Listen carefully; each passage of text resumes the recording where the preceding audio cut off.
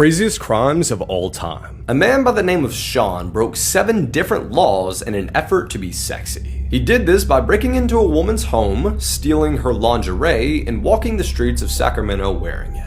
A man by the name of Rutledge Dees IV was recently arrested after pretending to have a disability so that nurses would change his dirty diapers. Apparently this was his kink, so he received therapy instead of prison. A woman was upset at her boyfriend Christopher because he let out a horrific fart. Christopher, who was slightly offended, proceeded to headbutt and choke her before she could escape and call police. A woman posing as a psychic promised her clients that she could put a special blessing on their money and double it overnight. Spoiler alert, the next day she ran off with over $100,000. A woman from Michigan has been described as feral after biting off another woman's ear. Why, you may ask? Well, she believed that she was a werewolf and the other woman was a vampire. When 20-year-old Mary Collins disappears, her whole family immediately fears the worst. Now, Mary had plans to meet up with her former boyfriend and high school friend, Lavi Pham. He's also meeting his new girlfriend, Kelly Lavery. You can see them all pictured in this video that he posted to Facebook. So when Mary goes missing, her family checks her social media. And what they discover is that these two, they've been bullying her online. They've left her cruel messages saying no one likes her and other really mean things. Now, by this point, the police have been notified of her disappearance, but Mia, Mary's grandmother, is convinced that she's still in Levy's apartment. The police actually do a search of his apartment and they find nothing. And so they don't really push forward with the case. So it turns out that this guy, James Lorano, was present at the time of Mary's disappearance, and he boasted to a friend exactly what the trio had done to her. I won't share all of it because it's horrifying, but they stabbed her 133 times. They put a leash around her neck and tortured her. When she eventually passed away, they covered her body in detergent and cinnamon to mask the smell. They then rolled her up in plastic and stuffed her in a mattress. James actually told his friend they were planning to incinerate that mattress as soon as they got the opportunity to do so. Now that friend was rightfully horrified. He immediately went to the police and told them what happened. They did another search of Levy's apartment, and this time they ripped open the mattress.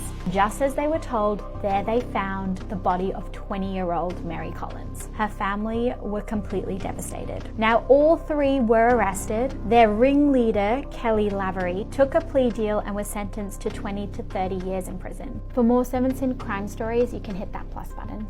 A boy went missing and came back as a new child. What happened next will give you chills. In 1912, 4-year-old Bobby Dunbar disappeared whilst on holiday with his family. His parents were completely distraught and searched for him everywhere. Eventually, the local and state police got involved, and a massive manhunt to find Bobby was launched. It would be nearly 8 months later before the police would find a young boy matching Bobby's description. This boy was found with an older man named William Cantwell. William said that this kid is not Bobby. This kid is the son of his sister. William and his sister even went to court to try and prove that. But when the Dunbar family took one look at this kid, they told the police it was definitely Bobby. Even the court sided with the Dunbar family. Now here's the truly sinister part. 100 years later, the family, wanting to put an end to all this talk, did a DNA test. Turns out that kid was not Bobby Dunbar. William Cantwell and his sister were correct. To this day, no one knows what happened to Bobby. The darkest conspiracy theories. The Teletubbies Theory. The theory says that the show is inspired by historic events that happened in a Bulgarian mental facility. Each Teletubby is inspired by a kid that was experimented on. Lala was based on a child who had a facial disfigurement and had to smile all the time.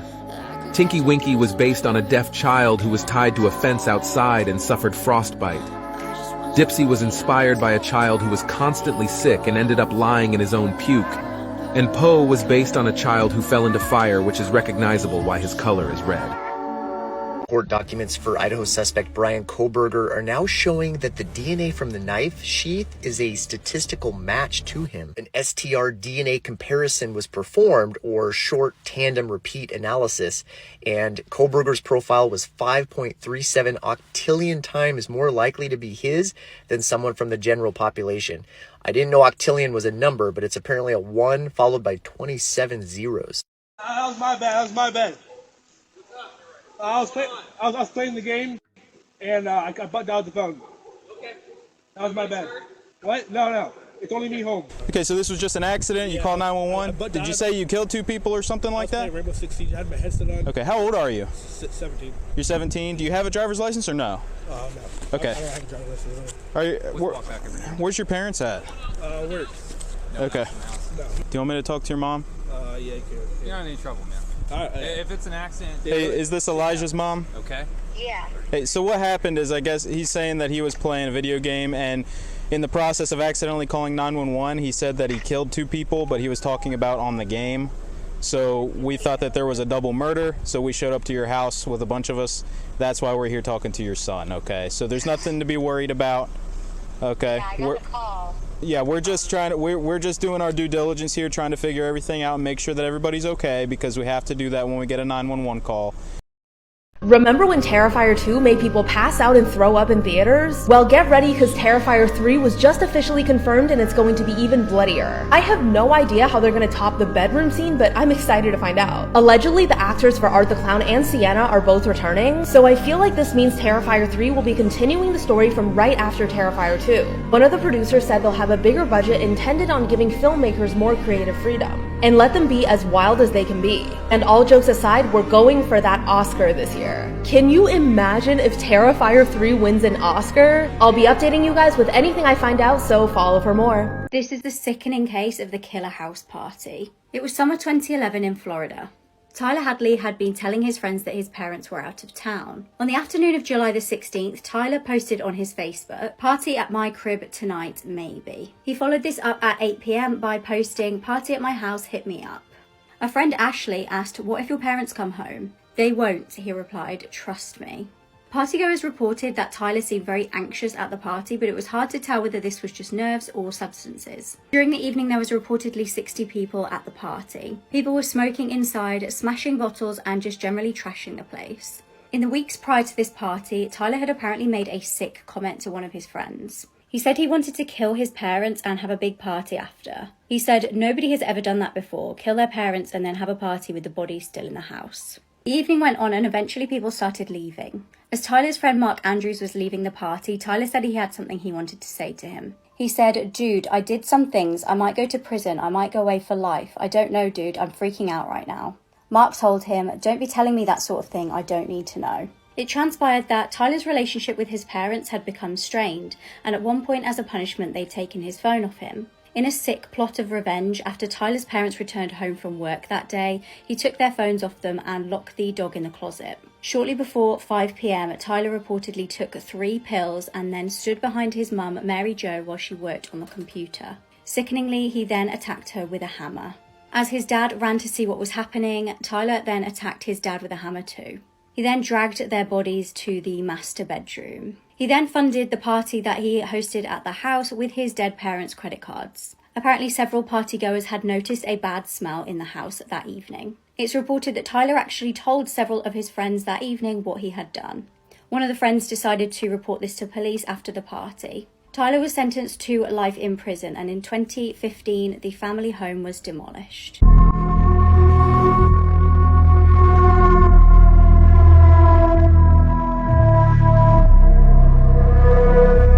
Imagine going to Disney World only to be followed by someone the entire time and not even know it. 17-year-old Madison Gaston received a notification on her phone that an Apple AirTag was following her the entire day. If you guys don't know what an Apple AirTag is, it's basically a mini tracking device used to find your personal items in case you lose them, such as your keys. So Madison received this creepy notification, and it stated that the AirTag was detected with her at 7:09 p.m, but she only received the notification at 11:33 p.m. When Madison clicked on the notification, a map appeared outlining every single place that she went to in the last 4 hours.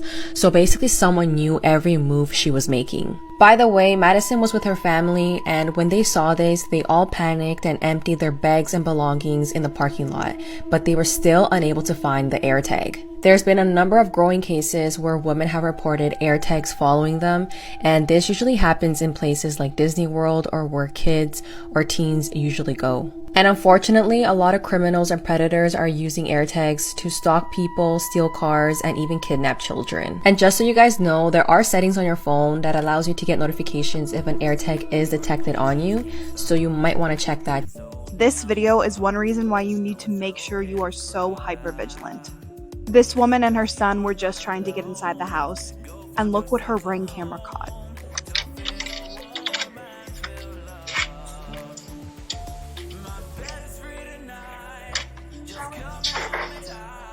Full shower really fast. I need to take a full shower. Daniel?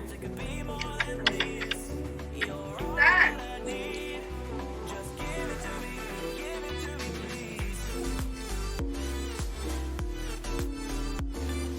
Who is that? Get out of here! Get out of here!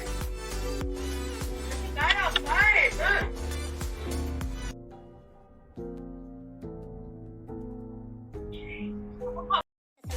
She would never cheat, you never see her with a different guy. Ever tell you different, then it's a lie. Cross my heart, hope to die. To my lover, I'd never lie. Said be true, I swear I'll try.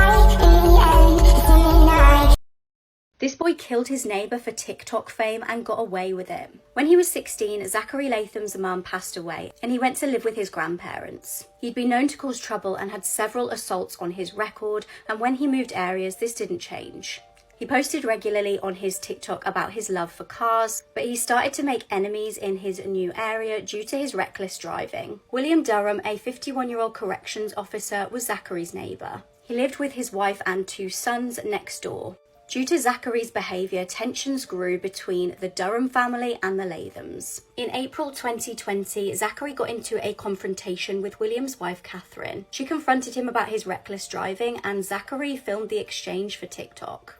He mocked the woman, calling her a Karen, and the video got over 3 million views. Shockingly, Zachary's followers were actually encouraging his behaviour. They were egging him on to slash her tyres and cause even more trouble. The Durhams had a 21-year-old son called William Jr. When he found out about the video that had been posted online, he confronted Zachary too. However, during that exchange, Zachary threatened him with a knife. The Durhams tried to get police involved, but they just weren't interested. Shortly after this, Zachary intentionally swerved his vehicle, narrowly missing the youngest Durham son. That day, the entire family decided to confront Zachary and put a stop to his behaviour once and for all. That day, Zachary and Catherine got into an altercation in which Zachary hit her in the face and pushed her. The entire Durham family then went round to Zachary's house to confront him. Zachary armed himself with a stun gun and 2 knives. Zachary's wife recorded, presumably for TikTok, as the drama unfolded. A huge brawl erupted and Zachary stabbed William and attempted to stab one of his sons. During the struggle, Zachary took a blow to the head and was concussed. Witnesses reported seeing blood absolutely everywhere. Police attended the scene and sadly, William Durham had passed away. Shockingly, during Zachary's trial this year, he was found not guilty. His defense team stated that he'd acted in self-defense. This is a true horrifying story, part 9. This story took place in the International Indian School in Riyadh, Saudi Arabia, in the year 2003. Asim, a 16-year-old Indian student in that school, born and raised in Riyadh, Saudi Arabia. On a normal school day, Asim was walking back home alone from school as he lived 5 minutes away. He would walk alone almost every day. It was a hot, sunny day and the roads were empty. Asim suddenly realized that there is someone or something walking right behind him. He sees a very tall woman, about 7 feet tall, covered in black and wearing the niqab, very common attire that women wear in Saudi Arabia. He just took a glimpse and then turned back very quickly without having any other thoughts about that woman, and she was about 150 meters away. As he walked, he asked himself, why was that woman very tall and walked boldly like a wrestler? In that split second, Asim decided to turn his head for one last quick look. And the woman was right behind him. She was able to cover 150 meters in a few seconds. This boy's heart drops. He started walking faster without looking back, as his house was only 50 feet away. He did not want to run because she would know that he's scared. He reaches outside, grabs the handle of the gate, feels safer, and immediately turns around. And no one was there. The entire area was completely deserted, like no one has ever been there before. Now that there are no connecting lanes around the building that Asim lives in, the woman had nowhere to turn. But where is she? It terrified him that she vanished out of nowhere, given the fact that she also followed him 100 meters plus in a few seconds. He just froze and stood there in shock for a whole minute after what just happened. He goes through the gate, turns his head one last time, and there she is, 20 feet away from the gate, staring through his soul with a smile. He was able to tell that she was smiling from the lifted eyelids from the rear ends. As he froze in his spot, staring at this thing, it removes its veil slowly, and the boy sees not a man, not a woman, but a beast-like face, staring at Asim through the gate. After this incident, Asim never walked to school alone for weeks. Until this very day, Asim being in his 30s right now, not knowing what the hell that thing was, and why were the roads completely empty during the time span of this incident. Did she beg you to stop? Did you hear her lungs gargling with blood? Or did you see it in her face when she realized she could no longer breathe due to her collapsed lungs? What were her last words? Did you stay to watch her die? Or did you leave her there in agonizing pain as you ran away? Now a lot of people have been tagging me in this video, so I'm here to explain the backstory to this whole thing. The girl you see here is named Tristan Bailey, who on Mother's Day was found brutally stabbed and slashed to death. Now Tristan was one of 5 children of Stacy and Forrest Bailey. She lived in Florida and attended Patriot Oaks Academy, where she was a cheerleader. On May 9th, 2021, Tristan's parents reported her missing after her mother came back home and didn't find her in her room. The neighborhood came together to try and find Tristan, but failed. That's when the police got involved, where they found Tristan's body stabbed 114 times. A nearby neighbor's CCTV camera captured Tristan walking alongside with what appeared to be Aiden Fucci, who at the time was 14 years old. But then 2 hours later, Aiden can be seen running back home alone. Police quickly took Aiden Fucci in for questioning, where Aiden took a Snapchat picture and a video in the back of a cop car. It was obvious that Aiden wasn't taking the situation seriously. Having fun in a cop car. Yep. Tristan, what's up, guys? Yep. Tristan, if you can walk out the damn. When you see this in a month, this in a cop car, guys. Tripping, dude.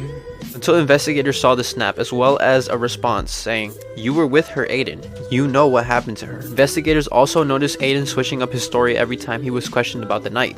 After constant interrogation, Aiden finally confessed to being with Bailey that night, and that they were both heading to a friend's house. On their way back, however, Aiden says that they both got into an argument, and he pushed Bailey and Bailey struck her head on a rock on the way down. But investigators found a pocket knife with the tip missing, the same weapon that was used to stab Bailey 114 times. This weapon also belonged to Aiden. They also investigated Aiden's home, where they found blood-stained clothes and blood-stained shoes. It was concluded that Aiden lowered Bailey out of her house, as they were neighbors, then brought her to a secluded area where he stabbed her 114 times, all over her body. Nobody knows why Aiden killed Tristan. It's being stated that Aiden had no motive to kill Bailey, as his peers say that he always fantasized about killing somebody. Aiden was arrested for first-degree murder and charged with the death of Tristan Bailey, and he was tried on February of 2023, where he pleaded guilty, and on March 24th, 2023, he was sentenced to 40 years to life in prison at the age of just 16 years old. Like and follow for more. I am not sorry for something I didn't do, and I am not sorry for the things I did do. Mr. O'Neill, All right. Listen, stop. All right. Listen to me. I'm not You're not going to raise your voice again. I'm not going to raise my voice again. I'm not. I will have you removed from this courtroom. I can sentence you without you being present. Yes, ma'am. You don't conduct I yourself. understand, Your Honor. Thank you. But I will say, I'm sorry for your loss. 19 years I've been at this job. I've seen human beings killed at the hands of others in every way imaginable. You name it, I've seen it. shootings, stabbings, drownings, suffocatings, blown apart by cars in DUI manslaughter cases, horrible things. This is the worst case I have ever seen as far as the facts go.